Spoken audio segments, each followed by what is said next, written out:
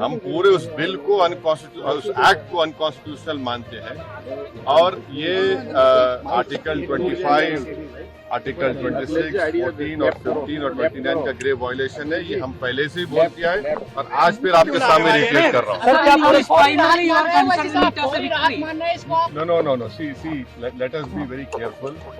The Honorable Supreme Court, as rightly pointed out by my counsel, Mr. Nizam Pasha, the Supreme Court has said that the Central Waqf Council and the State Waqf Boards will not be constituted. Waqf by user cannot be deleted.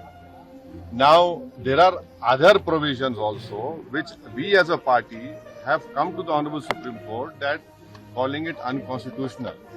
Now, whenever it will be heard, our counsel, Mr. Nizam Pasha, on behalf of me, will be arguing it.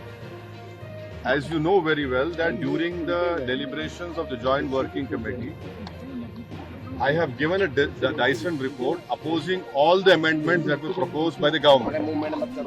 And during the debate in the Parliament on the consideration or passing of that bill, I have opposed each and every amendment. I have called it unconstitutional.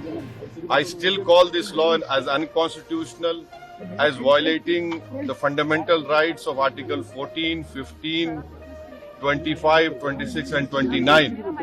So our legal battle will continue to ensure that this act, against this act will continue.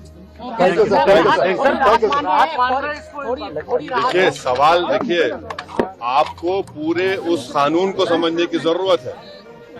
अब 5 साल का मुसलमान practising रहेगा,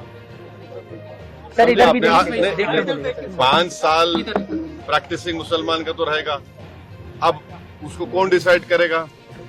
अब कोई महिला है, उसको कौन डिसाइड करेगा? तो ऐसे कई उसमें जो अमेंडमेंट्स के जरिए लॉ बनाया गया है, हम उसके आज भी मुखालिफत कर रहे हैं और कल भी अपोज करते रहेंगे। और लीगली हम सुप्रीम कोर्ट में चैलेंज किए, हम उसको उन तमाम चीजों को violation of the fundamental rights मानते हैं।